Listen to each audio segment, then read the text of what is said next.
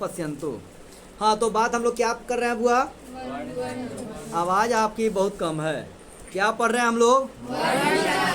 वर्ण विचार पढ़ेंगे। आप लोग 10वीं में हो तो 10वीं के लिए वर्ण विचार पढ़ेंगे। तो सबसे पहले बताते हैं यानी कोई भी भाषा हो या कोई भी ग्रंथ हो, कोई भी काव्य हो, तो सबसे पहले हर चीज़ का एक छोटा इकाई होता है। जैसे हम लोग गणित पढ़ते हैं ना, तो गणित में सबसे छोटा इकाई को क्या बोलते हैं? डिजिट बोलते हैं, डिजिट। उसे अंक बोलते हैं शायद। अंग्रेजी में क्या होता है सबसे छोटा इकाई? अल्फ़ाबेट्स, जिसमें लेटर होते हैं 1 to अच्छा A to Z। अच्छा, इसके बाद होता है बुआ हिंदी पढ़ो या संस्कृत पढ़ो, ये दोनों की लिपि क्या है? देवनागरी लिपि। लिपि जानते हो ना? देवनागरी लिपि है। तो हिंदी और संस्कृत भाषा की सबसे छोटी इकाई को वर्ण बोलते हैं। क्या बोलते हैं? क्या बोलते हैं? वर्ण बोलते हैं। हम लोग जब छोटे थे, जब मान लो कि पहला में हो सकते हैं आंगनबाड़ी में, तो एक किताब मनोहर बाल पोथी मिला करता था, ठीक है। उसमें हम लोग क्या देखते थे कि सबसे पहले लिखा हुआ है वर्णमाला।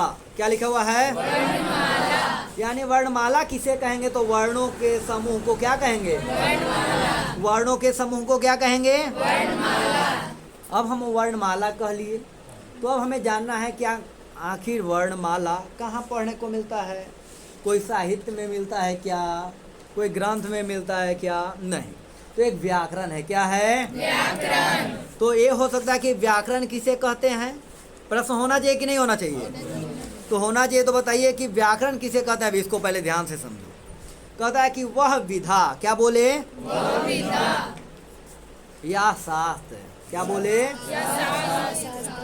किसी भाषा के नियम को निरूपित है। यानी कोई भी भाषा जो है ना, कोई भी भाषा को आप ले लो, उस भाषा को, जैसे मैं बोलूं कि राम आम खाती है, तो आप कहोगे कि वाक्य क्या है? अशुद्ध है, यानी गलत है, क्योंकि राम पुल्लिंग है तो वहाँ खाता होना चाहिए, खाती नहीं। तो ये क्या व्याकरण इसे शुद्ध करता है? तो अब पहले बताओ कि पहले भाषा आई कि पहले व्याकरण आया? नहीं, पहले भाषा आई। पहले कौन आए? भाषा। फिर क्या आया? व्याकरण। अब भाषा पहले आई है, व्याकरण बाद में आया है। ये आपको लिखा हुआ तो नहीं यहाँ मिलने वाला है, पेज में लिखवाऊंगा। ये बातें आपको स्मरण रखना है कि पहले कौन आए? भाषा को शुद्ध करने के लिए कौन आया? व्याकरण। व्याकरण। तो क्या ये पहला तो आप समझ गए टिप्पणी। दूसरा कदम हुआ कि व्याकरण वह शास्त्र है जिससे हमें भाषा के शुद्ध रूप का ज्ञान प्राप्त हो सकता है। किसी भी भाषा, अंग्रेजी में भी ग्रामर चलता है। तो कहता है व्याकरण क्या है? तो व्याकरण वह शास्त्र है, बोलो, व्याकरण वह शास्त्र जिससे हमें भाषा के शुद्ध रूप का ज्ञान प्राप्त होता है। ये मोटा मोटी दो बातें आपको स्पष्ट हुए। तीसरी बातें अभी व्याकरण की करते हैं। जिस शास्त्र से भाषा की शुद्ध संरचना का ज्ञान होता है, ध्यान दो, जिस शास्त्र के द्वारा या जिस शास्त्र के माध्यम से भाषा की शुद्ध संरचना का क्या होता है? तो ज्ञान होता है, उसे क्या कहते हैं? उसे व्याकरण शास्त्र कहते हैं या व्याकरण कहते हैं। अब व्याकरण तो हम जान गए। तो व्याकरण में हमें सबसे पहले क्या पढ़ना है? तो भाषा की सबसे छोटी का हम लोग वर्ण देख रहे हैं, क्योंकि हम लोग हिंदी या संस्कृत पढ़ रहे हैं, तो अभी तो संस्कृत देख रहे हैं। तो संस्कृत की दृष्टि से देखेंगे तो भाषा, जैसे हम लोग कहते हैं कि ध्वनि के उस रूप को वर्ण कहते हैं जिसका खंड न हो।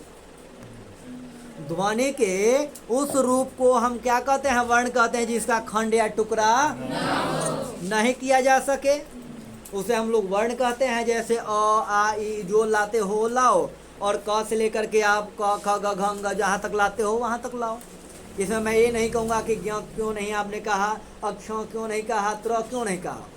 तो कारण ये है कि अक्षर, त्र और ज्ञ संस्कृत व्याकरण में आपको नहीं मिलते हैं। वो बनाए जाते हैं, संयुक्त व्यंजन का नाम आएगा, इसके लिए हम आपको यहाँ पे नहीं बता रहे हैं, ठीक है। आगे बढ़ा जाए। यहाँ तक सबको स्पष्ट है? आवाज नहीं है? चलिए, अब जो है एक और बातें हैं जो आप लोगों को केवल सुननी चाहिए, इस बात को याद में नहीं रखना। याद हो जाए तो कोई बात नहीं, नहीं समझ में आया कोई बात नहीं। कहता हुआ संस्कृत व्याकरण के सबसे प्रामाणिक आचार्य महाभाष्य के प्रणेता पतंजलि हैं। कौन है? पतंजलि। अब देखो हम लोग जो व्याकरण पढ़ते हैं वो व्याकरण के रचनाकार कौन है? नहीं, पाणिनि। क्या बोले? क्या बोले? अब ये बताओ कि 10वीं में पढ़ते हो तो पाणिनि का नाम कौन सा चैप्टर में आया है? ऑप्शन है राजा बाबू 1 2 3 4। कौन सा चैप्टर में आया? पतंजलि का नाम और जो है पाणिनि का नाम और किन्हीं का नाम आया था? उपवर्ष वर्ष का नाम। बताओ कोई चैप्टर के नाम बता दो। चैप्टर के नाम हमने पूछा है। पाटलिपुत्र वैभव में आया है अत्रोपवर्ष वर्षाभिः पाणिनि पिंगलाभिः व्याड़ी वररुचि पतंजलि इह, ऐसे करके कुछ था। तो कहता हुआ कि पतंजलि ने वर्ण को अक्षर की संज्ञा स्वीकारते हुए कहा है कि न क्षरति इति अक्षरा, जो क्षरित नहीं होता है उसे क्या कहा है?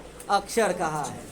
तो अक्षर को ही वर्ण कहा जाता है। कि अक्षर को क्या कहा जाता है? वर्ण। जैसे अभी हमने पहले पढ़े हैं उपसर्ग पढ़े थे ना, उपसर्ग कह लो या 10वीं में हो तो प्राधिकरण कह लो, वैसे ही वर्ण कहो या फिर क्या कहो? अक्षर। दोनों क्या है? सेम है। अब यहाँ लिखा, इसमें लिखी हुई भी है, देखो अक्षर ही वर्ण कहलाते हैं। सामान्य व्याकरण में अक्षर की अपेक्षा वर्ण शब्द का प्रयोग अधिक देखे गए हैं। ठीक है, अक्षर एवं वर्ण दोनों क्या है? तो समानार्थक शब्द, यानी समान वाले अर्थ वाले। इसके बाद हम लोग आगे बढ़ते हैं। तो ये भी आपके लिए नहीं है। 1 मिनट, कहाँ चले जा रहे हो? नहीं हो बाबू, पढ़ने को है ना अभी। अब चलिए, अभी हम लोग क्या देखे? वर्ण देखे ना। आवाज नहीं है? हाँ। बासी रोटी नहीं ना खा लिए हो? हाँ, खाना तो बासी चावल खा सकते हो, रोटी नहीं खाने को।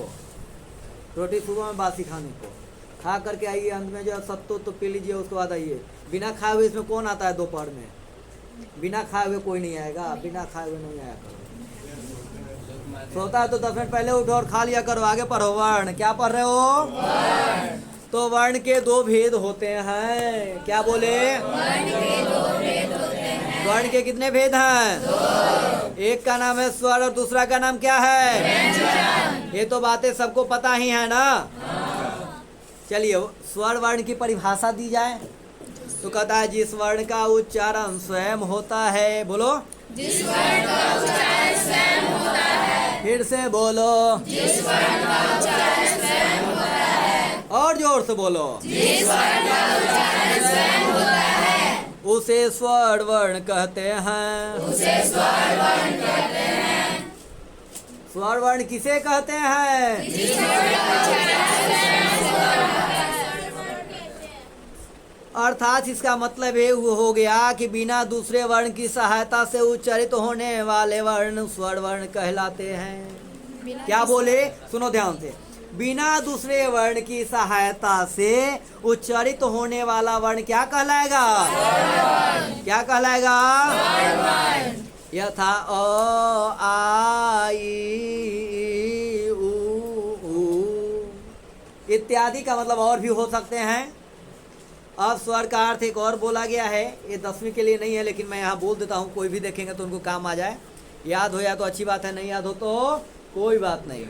कहता स्वयं राजते इति स्वरः, यानी स्वयं सुशोभित, यानी उच्चारित होने वाला वर्ण क्या है? स्वर वर्ण। तो आपको हिंदी वाली ही केवल याद रखना है, संस्कृत वाला आपको रखने की आवश्यकता नहीं है। तो स्वर वर्ण किसे कहेंगे? वैसा वर्ण जिसका उच्चारण किससे हो? क्या कहेंगे? यहाँ तक भी बातें मेरे ख्याल से स्पष्ट हैं। आगे बढ़ें। अब व्यंजन की परिभाषा जरा सुनिएगा। अब कहता है व्यंजन वर्ण, कहता हुआ कि व्यंजन वर्ण किसे कहेंगे? तो व्यंजन वर्ण की परिभाषा यानी उच्चारित, कहता है कि स्वर की सहायता से उच्चारित होने वाला वर्ण क्या कहलाएगा? यानी स्वर वर्ण की सहायता से उच्चारित होने वाला वर्ण का क्या नाम होगा? यानी बिना स्वर के उच्चारण का या बिना स्वर की सहायता से व्यंजन का उच्चारण नहीं हो सकता है। नहीं होता है। आप कितना भी प्रयास कर लेना कभी नहीं होगा। क कितना भी आप शालीनता से बोलो क में आ ही जाएगा। जैसे क में क्या है तो यहाँ क है, क के अंदर क्या लग, क में क्या छिपा है, अ छिपा है। और ख क ख करते रहो, क से लेकर के जहाँ तक जाना है वहाँ तक जाते रहो। इस सब के अंत में क्या आ रहा है, अ आ रहा है। अ स्वर है कि व्यंजन? स्वर किसे कहेंगे? व्यंजन किसे कहेंगे? वर्ण के कितने भेद हैं? कौन कौन? यहाँ तक किसी को कुछ शंका हुआ? नहीं। अगर आपको शंका हो तो आप पूछते चलेंगे, क्योंकि नहीं पूछो तो चिंता जिन करा फिर एक बार बताएंगे, मतलब लिखवाएंगे। अब कदा हुआ पतंजलि का कथन, तो पतंजलि का नाम आ रहा है तो आप चिंता जिन करा कि आप सोच मत लेना कि पतंजलि के द्वारा लिखा गया व्याकरण हम लोग पढ़ते हैं। तो व्याकरण किनके लिखा हुआ हम लोग पढ़ते हैं? किनका? महाभाष्य लिखे हैं पतंजलि। आपका चैप्टर में कहीं पूछा नहीं जाएगा, आपसे कभी नहीं पूछा जाएगा कि महाभाष्य कौन लिखे हैं। लेकिन अगर याद है तो अच्छी बात है, नहीं याद हो तो भी अच्छी बात है। पतंजलि कहे हैं, क्या कहे हैं इसमें हमें नहीं जाना है। हम व्यंजन शब्द का अर्थ बताते हैं। व्यंजन शब्द में कौन सा उपसर्ग है बताओ, कोई भी बता सकते हो। व्यंजन शब्द में कौन सा उपसर्ग है? वी उपसर्ग है। कौन बोला वी? किसने कहा? आप। चलो, व्यंजन में वी उपसर्ग है, क्योंकि वह तो उपसर्ग है ही नहीं। वी सामान्य है तो वी है ना, तो वी जोर अंजन है तो बना है व्यंजन। वी जोर तब बना है व्यंजन। अब सुनो, कहता हुआ कि व्यंजन शब्द जो है निकार्थवाचक है अंजन, अंजन के पूर्व वी उपसर्ग के योग से। यानी अंजन शब्द है, इसके पहले वी उपसर्ग लगाया गया है, तब व्यंजन शब्द निष्पन्न हुआ यानी बना है। और सुनो क्या है, तो व्यंजन का अर्थ हुआ प्रकट होना, यानी चिन्हित होना। अब जो है कहता है अंजन का अर्थ एक काजल होता है। काजल कौन है? अंजन का अर्थ काजल है। काजल माने अंजन, यानी व्यंजन में काजल का भी नाम है। व्यंजन में काजल का भी नाम है। हाँ, तो वी जो अंजन है। अगर आपसे कोई बोले कि व्यंजन में कौन संधि है तो बोल देना है कि यन संधि है। कौन संधि? कौन उपसर्ग है? तो वी उपसर्ग है। कौन उपसर्ग है? ये सब मोटा मोटी बात इसलिए आप याद रखिए, क्योंकि आपसे कोई पूछे और आपके सामने कोई ज़्यादा फरफरा तो इतना आसान प्रश्न पूछिएगा कि बताओ व्यंजन में कौन उपसर्ग है, कौन संधि है। ठीक है, यहाँ तक बातें हो गए बुआ। आपका दास स्वरूपे विशिष्ट अंजन से युक्त व्यंजन कहलाता है। यानी व्यंजन किसको बोले ये तो आप बात समझ गए हैं। आगे चलिए, अब जो है ये आप लोगों के लिए नहीं है, लेकिन सुन लो, संस्कृत में जो भी पढ़ता है ना उसको ऐसे क ख ग घ र प या पढ़ना होता है। अ ई उ ण रेल रे के ओंग। मैं एक बार इसका उच्चारण करता हूँ, आप लोग सुन लो, मज़े की बात है। बोलो संस्कृत वर्णमाला माहेश्वर सूत्र, माहेश्वर सूत्र जो पाणिनि बनाए हैं ना, पाणिनि के द्वारा, तो माहेश्वर सूत्र लिखे गए हैं। उसमें जो है 14 जो है माहेश्वर सूत्र हैं। अब इससे आपको पता चलेगा कि कितना जो है स्वर होगा, कितना व्यंजन होगा, तो बारीकी से आएगा। मैं सुना रहा हूँ, आप लोग केवल सुनो, आप लोगों को सुनना है, इसको रटना और याद नहीं करना। अ ई उण रेल रिक ए ओंग ऐ औच हयवरट लण यमगननम झभई घड़रस जबगरदस ख फ छ ठ थ च ट तब कपय स रहल। ये सभी जितने हमने बोला ये सब वर्णमाला है। क्या है? वर्णमाला। यानी वर्णों का एक समूह हमने बोल दिया, आपको कुछ पता नहीं चला। अब आप क ख ग घ अंग च छ ज ई ट पढ़ते हो, हम पढ़ते हैं, सुनो। अ ई उ रील री ए ओ ऐ औ ह या व र ल य म ग न न झ भ घ ढ ढ ज ब ग ढ ध ख फ छ ठ थ च ड त क प स ह। संस्कृत वर्णमाला हो गए, स्वर भी हमने बोल दिया और व्यंजन भी बोल दिया। तो हमने ह से शुरुआत किया और ह से अंत किया, और आप क से शुरू करते हो और ज्ञ से अंत करते हो। तो हम लोग संस्कृत पढ़ रहे हैं, ध्यान रहे, जैसे बोला जाए वैसा ही है। अब बोलिए स्वरों की संख्या कितनी है? बोलो। हाँ बोलो, संस्कृत में स्वरों की संख्या कितनी है? प्रश्न बोलो ना। संस्कृत में स्वरों की संख्या कितनी है? 9। कितने हैं? 9। संस्कृत में वर्णों की संख्या कितनी है? 9। हंस गया सीएम, हमने अभी इस समय वर्ण बोल दिया। हम केवल स्वर बताए हैं। क्या बताए हैं? स्वर। हाँ, तो स्वर की संख्या कितनी है? 9। व्यंजन की संख्या है 33। कितनी है? 33। अब 33 और 9 क्या हो जाते हैं? क्या हो जाएगा? 41 नहीं होगा, 42 होगा। कितना होगा बुआ? 42। अब बताओ वर्ण की संख्या कितनी है? 42। कितनी है? 42। हाँ, तो इतनी बातें याद रखिए कि संस्कृत में अगर कोई कहे कि वर्ण कितने हैं, 42। अगर कोई 46 बोले, कोई 48 बोले, कोई 63 64 बोले, कहना कि होता है, हुजूर मानते हैं, लेकिन हम तो 42 ही जानते हैं। उतना होता है मैं मानता हूँ, यानी वो हम मानते हैं, लेकिन 42 है हम यही जानते हैं। हाँ बोलो, स्वर की संख्या 9 है। स्वर की संख्या 9 है। व्यंजन की है 33। व्यंजन की है 33। टोटल हो गए 42। टोटल हो गए 42। अब जो है आगे बढ़ते हैं। अब स्वर कितने हैं? बोलो, स्वर कितने हैं? 9। अ ई उ री री ए ओ आई औ। मेरे पीछे बोलना। अ ई उ री री ए ओ आई औ। कुछ लोगों के दिमाग में खटक गया कि हम तो पढ़े ए आए ओ आओ, तो टेंशन नहीं लेने को, आप कुछ नया सीख रहे हो, कुछ नया पढ़ रहे हो। जैसे लगाड़ू बुलाते हैं। हाँ वही है, देखो तो क्रम वही है। संस्कृत बहुत मजेदार विषय है। लोगों ने इसे केवल और केवल भारी भारी डरा दिया है हो, तो डरने को नहीं। डरते हो संस्कृत से? आवाजें नहीं है, डरता है। हाँ तो बोलो स्वर वर्ड। बोलो अ ई उ रे रे ए ओ आए आओ। 9 ही हुआ ना? अब बोलो, स्वर के जो होते हैं, स्वर के भेद होते हैं, लेकिन यहाँ दिया नहीं गया है, लेकिन फिर भी और जान लो। स्वर जो हमने बोला कि 9 हो गए, तो यहाँ पर स्वर के भी भेद होते हैं। क्या होते हैं? स्वर के भी भेद होते हैं। तो स्वर के 3 भेद हैं। कितने भेद हैं? 3। ह्रस्व, दीर्घ, प्लुत। ह्रस्व, दीर्घ, प्लुत। ह्रस्व वर्ण 5 हैं। ह्रस्व वर्ण कितने हैं? अ ई उ रे रे। कितने हो गए? 5। क्या? एक है री और एक है लरी।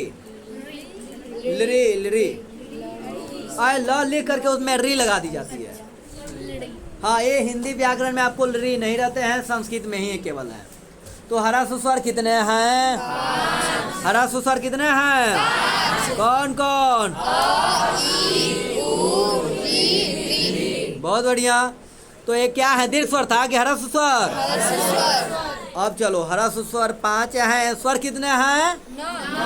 ह्रस्व स्वर 5। वर्ण कितने हैं?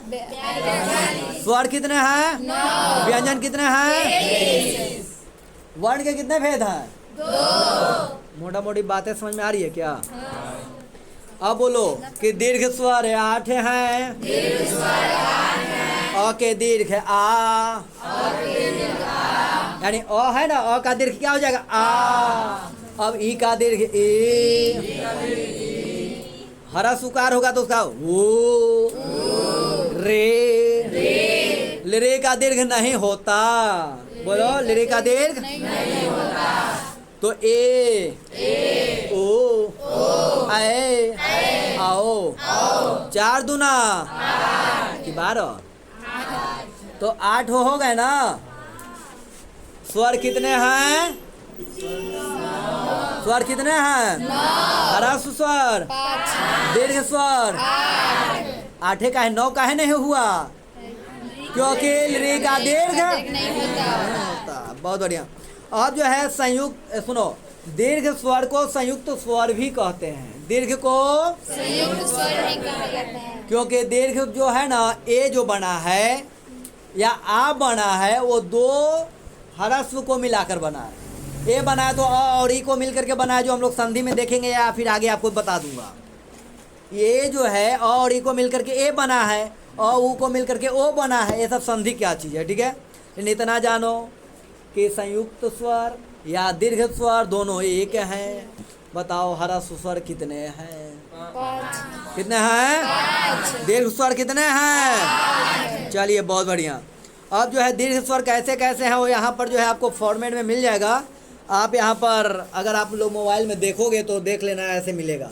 यहाँ पर मैं पहिया बना देता हूँ। और मिलकर क्या बनेगा?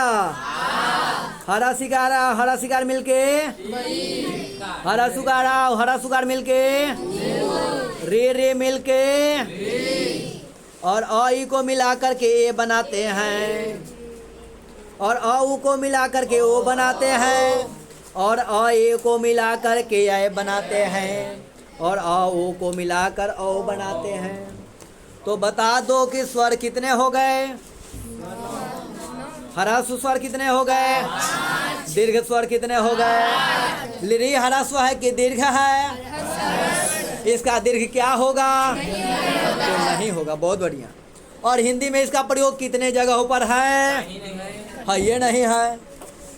अरे बोल देता एक दो जगह पे है, बात तो खत्म है।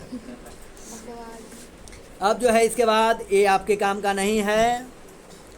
और ई उरी लिरी ये सब जो है 10वीं से ऊपर के हैं वो लोगों के लिए है, तो ये सब चीज़ों पे हम अभी गणना नहीं करेंगे। आगे बढ़ते हैं।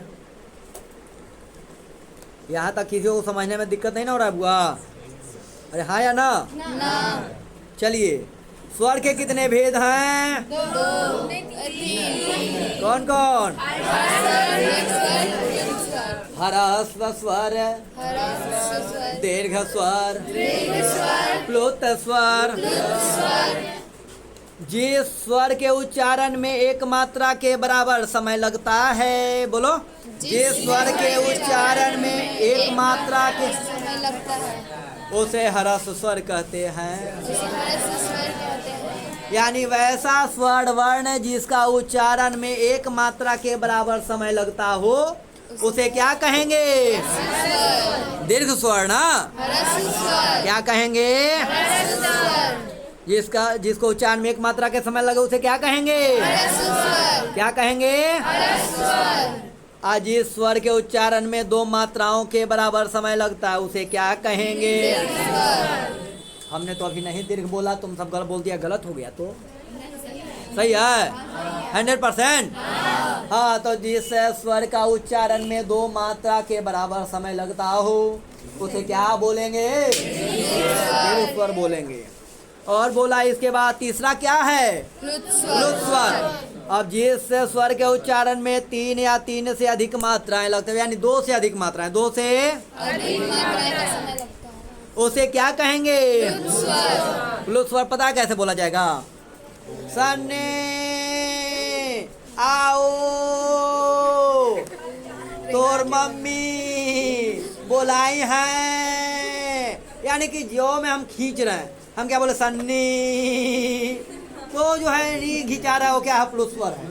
जैसे हम लोग गाते हैं ना ऐसे, हरे रामा रामा रामा हरे हरे, तो रे कर रहे हैं, एकदम हुमाच लगा रहे हो, क्या है? प्लुत स्वर का उच्चारण। अब मम्मी ऐसी ना बुलाती है, बउआ आओ, नहीं बोलती है, ये प्लुत स्वर है। आ जाते नहीं आते ऐसे ना बोलते, मैया अरे आओ, ये प्लुत स्वर है। और संगीत वाले ऐसे सा रे गा मा पा धा नी सा नी धा। तो ये सब में क्या है? प्लुत स्वर का उच्चारण है। मैं वो ना संगीत नहीं सिखा रहा हूँ, मैं प्लुत स्वर का उच्चारण आपको दिखा रहा हूँ। अब बोलोगे कि हाँ बताइए। अब ह्रस्व का उच्चारण आप तो बताए नहीं, आप प्लुत वाला जो है समझा दिए। जो नहीं आता वो मैं मैंने तो बता देता हूँ। बोलो अ अ बोले तो मुंह कम खुला, हिसाब किताब से खुला। आ बोले तो ऐसा मुंह खुला कि अगर लड्डू भी फेंका जाए तो डायरेक्ट चला जाएगा मुंह में। हाँ बोलो। तो जिसको बोलने में मुंह अधिक ना खुले उसे ह्रस्व स्वर कहेंगे, और जिसको बोलने में मुंह ज्यादा खुलना लगे तो प्लुत मान लो। ज्यादा खुल रहा है तो प्लुत मान लो, हिसाब किताब से खुला है तो दीर्घ मान लो। दीर्घ में थोड़ा अधिक खुलता है, प्लुत में पूरा खुलता है, या फिर सुर लग जाएगा। अब सुनो, ह्रस्व स्वर को एक मात्रिक स्वर कहते हैं। बोलो, ह्रस्व स्वर को क्या कहते हैं? क्या कहते हैं? ह्रस्व को एक मात्रिक स्वर कहते हैं। क्या कहते हैं? एक मात्रिक स्वर का मतलब हो रहा है कि जिसमें एक मात्रा के समय लग रहा है ना बराबर, एक मात्रिक स्वर हो गया। दीर्घ को द्विमात्रिक स्वर कहते हैं। बोलो, आप प्लुत को त्रिमात्रिक स्वर कहते हैं। बोलो, प्लुत को क्या कहते हैं? दीर्घ को क्या कहते हैं? ह्रस्व को क्या कहते हैं? चलिए, यहाँ तक बातें स्पष्ट है, आगे बढ़े ना। चलिए, अब देखो यहाँ तक स्पष्ट है ना। देखो, जब पूछूंगा तो आपको बताना है। पीछे तुम्हारे बगल में जो बैठी है उसको पूछना। खड़ा हो जा, तुम दोनों खड़ा हो जा। वर्ण के कितने भेद हैं? वर्ण कितने हैं? हाँ, खटाखट बोलो। मतलब हमको नहीं पता है। हाँ, वर्ण के कौन कौन से भेद हैं? स्वर कितने हैं? व्यंजन कितने हैं? स्वर की संख्या 9। ठीक तो है। स्वर के भेद कौन कौन? ह्रस्व स्वर कितने हैं? दीर्घ स्वर। स्वर कितने हैं? प्लुत स्वर कितने हैं? प्लुत स्वर के बारे में कितने हैं? हाँ, हम बताए नहीं कि अच्छी बात है, यही बोलना है। नहीं बताए तो नहीं बताए हैं, ठीक है, बैठ जा। अच्छा उत्तर है। प्लुत स्वर हम नहीं बताए, पता क्या कि हमको आइए नहीं रहा था। प्लुत स्वर हमें आइए नहीं रहा था। लेकिन सुनो, अभी याद आ गई। प्लुत स्वर जो है ना, लिखा नहीं जाता। प्लुत स्वर लेकिन अगर बलजोड़ी कोई कहे कि लिखवे कीजिए, जैसे संज्ञा करा कि लिखिए, नहीं कैसे होता है। तो एक खास करके अगर कोई आपसे बहस करे कि लिखना पड़ेगा तो इसे अ लिख देना, और लिख करके यहाँ 3 मात्राएं दिखा देना। इसका मतलब है मात्राएं।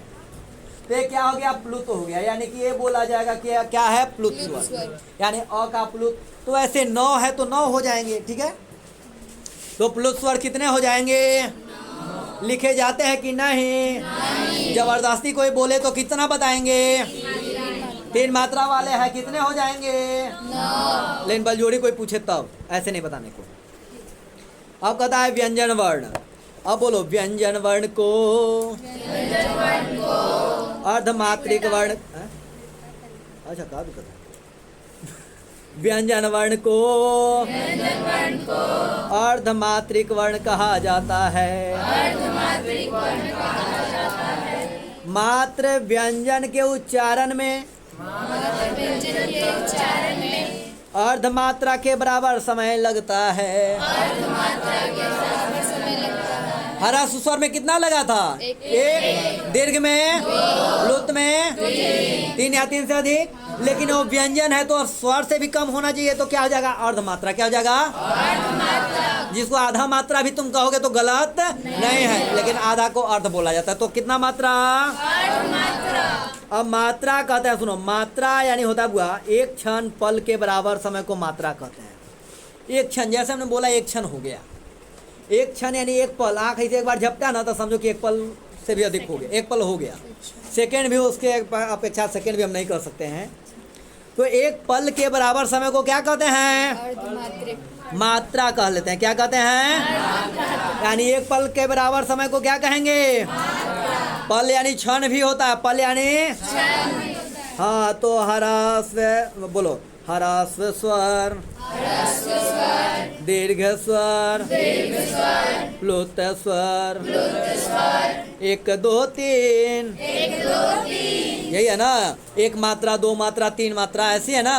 तो एक मात्रिक स्वर, एक मात्रिक स्वर, द्विमात्रिक स्वर, द्विमात्रिक स्वर, त्रिमात्रिक स्वर। त्रिमात्रिक स्वर। यहाँ तक किसी को कोई कंफ्यूजन है बुआ? यहाँ तक सभी लोग समझ गए? अब सुनो, अब इसको बताते हैं। अर्धमात्रा एक क्षण के आधा, एक क्षण में मतलब क्या हो जा रहा है, एक पल हो जा रहा है ना, तो कहा कि एक पल के आधा जो होगा अर्धकाल, आधा काल के बराबर समय को क्या कहेंगे? अर्धमात्रा कहेंगे। क्या कहेंगे? अर्धमात्रा। मात्रा एक पल का है, एक क्षण का है, लेकिन अर्धमात्रा क्या है? एक पल में भी आधा को अर्धमात्रा कहेंगे। जैसे क आधा वाला हलंत वाला क लिखते हो ना, क लिखते हो, ये जो है मात्र व्यंजन है। क्या हुआ? मात्र एक क, लेकिन फिर भी बोल आ ही जाता है। तो अगर ऐसे लिखा है तो ये मान लो कि क्या है? अर्धमात्रा इसका उच्चारण काल है। जैसे म होता है तो ये बोला जा सकता है, जैसे रामम, इसमें बोला जाता है, लेकिन ये जो है इसका बहुत कम हो पाता है, नहीं हो पाता है। अब कहता है, हाँ बोलो कुछ। ये मात्रा लगा है बुआ, अर्धमात्रा, ये आधा हो गया। जिसके नीचे ऐसे लग जाएगा ना, समझ लेना को साफा आधा हो गया है। अगर मान लो कि ये म में ऐसे हो गया तो म का है? तो अर्ध म है, यानी कि आधा म है। मात्र व्यंजन इसको कह सकते हैं। क्या कह सकते हैं? व्यंजन।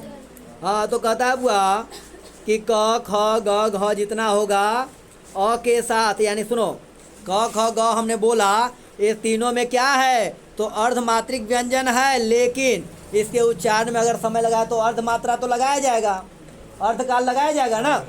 लेकिन कहता है कि उसका उच्चारण करते हैं तो सावधानी से किए जा सकते हैं, लेकिन फिर भी आप प्रयास करोगे कि हम बिना अ के बोल लें तो संभव अ आ ही जाएगा। बोल करके ट्राई करो। क आ जा रहा है, तो सावधानी से बोलने का प्रयास अगर करोगे, किसी को अभ्यास होगा, वो प्रायः बोल सकते हैं, लेकिन फिर भी स्वर उसमें क्या हो जाएगा? आ ही जाएगा। जैसे बोलते हो शमशान, स्पर्श, स्पर्श बोलते हो ना, तो स्पर्श में आधा स होता है, लेकिन अ बोल देते हो। स्पष्ट बोलते हो कि स्पष्ट बोलिए, तो स्पष्ट में अ है कहाँ? ये सब में क्या है? पूर्व में स्वर रहित व्यंजन वर्ण है, यानी स्वर से रहित, यानी स्वर इसमें नहीं है। फिर भी हम लोग उच्चारण करने में अ का उच्चारण